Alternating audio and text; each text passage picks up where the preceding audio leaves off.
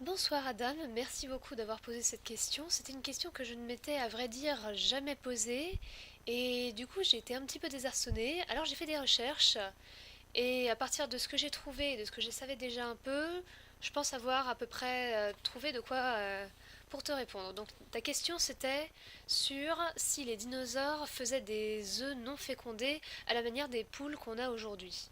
Alors déjà, il y a une petite particularité avec nos poules, c'est que évidemment elles ont été soumises à la sélection par l'humain. C'est-à-dire qu'on les a sélectionnées pour qu'elles produisent un maximum d'œufs et des œufs assez énormes. Donc déjà c'est pas très représentatif de la possibilité qu'il pourrait y avoir chez les dinosaures. Mais effectivement les poules et d'autres oiseaux, même les perruches, et d'autres oiseaux encore, sont capables de pondre des œufs qui n'ont pas été fertilisés. Alors déjà, ces œufs qui ne sont pas fertilisés, ce sont en réalité, c'est un peu l'équivalent des règles qu'on a chez les humains. C'est-à-dire que pour un animal, l'important pour se reproduire pour les femelles, c'est d'avoir au moment de la reproduction la base pour créer un bébé. Donc chez l'humain par exemple, ça sera avoir un utérus bien foutu avec des réserves de sang et de quoi alimenter le futur bébé dans l'utérus. Et chez les poules, ça sera de constituer tout un œuf, donc avec le jaune, avec le blanc, sans la coquille pour l'instant, de façon à ce qu'il s'il y a fécondation, on peut refermer la coquille et pondre et ça donnera un bébé. Maintenant, il y a plusieurs possibilités pour être disponible, pour avoir un espace disponible pour le futur bébé. Soit on produit en permanence de quoi faire cette espèce de nid intérieur, mais ça demande de l'éliminer de temps en temps. Donc, chez les poules, il va y avoir l'émission de ces œufs non fertiles. Et chez les femmes humaines, on va avoir les règles. Ou donc, on va se débarrasser de tout ça parce que ça doit être mis à jour. Ben, pas mis à jour. Euh, euh, disons que c'est une réserve de sang et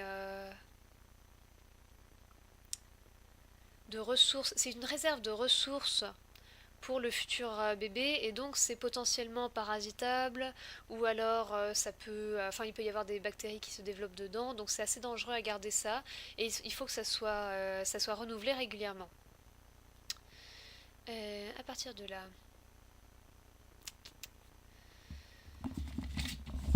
donc ça se passe si on veut être prêt à se reproduire à n'importe quel moment de l'année.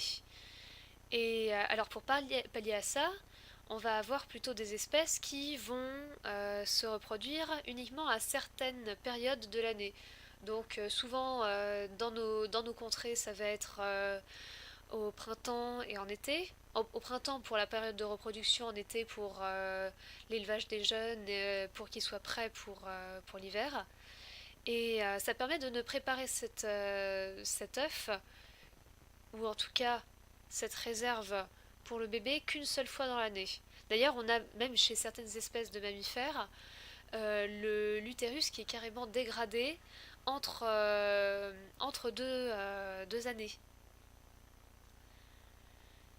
Pourquoi je raconte ça? Parce que chez les dinosaures, on peut avoir donc ces deux scénarios.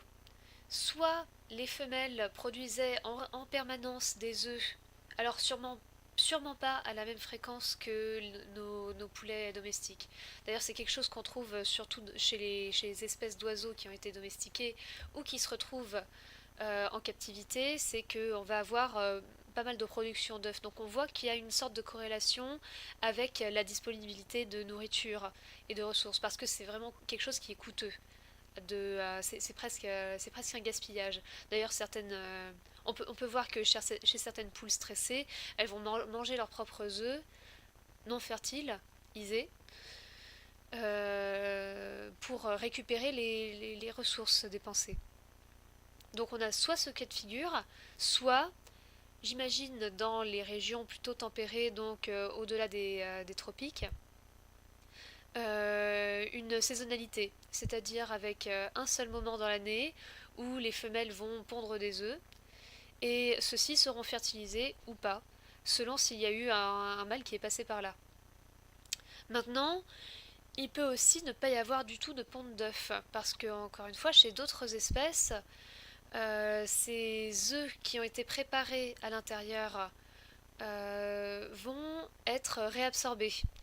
Mais ça pose un autre souci, parce que, évolutivement, les mécanismes qui sont mis en jeu pour réabsorber un œuf peuvent mettre en danger un futur bébé s'ils se mettent en œuvre alors qu'il y a eu fertilisation. Donc c'est un risque que prennent certaines espèces. Donc voilà, en fait on a ces trois cas de figure. Soit des œufs en continu, comme les poules, soit une saisonnalité, probablement dans les régions au-delà des tropiques, soit les œufs sont réabsorbés, donc on ne voit jamais ça apparaître. Mais dans ce cas, on se retrouve avec des espèces qui vont pondre peut-être... non, en fait, je dis de la merde. C'est pas... Ce n'est, ce n'est pas logique. Je n'ai pas de logique, en tout cas, à présenter là-dessus. Voilà, j'espère que ça aura pu t'aider et que j'ai à peu près fait le tour de ta question. Évidemment, c'est un peu une réponse normande parce que je t'ai juste dit les possibilités qu'il y avait. Maintenant, pour trouver des indices, il me semble que ce sera possible. Parce qu'on on sait notamment quand on regarde les os de certains fossiles, on peut déterminer si c'était une femelle gestante ou pas. Et dans ce cas, de là à déterminer s'il y a eu saisonnalité ou pas, je vois pas encore trop comment on peut trouver ça. Mais éventuellement un jour, on pourra peut-être découvrir ça.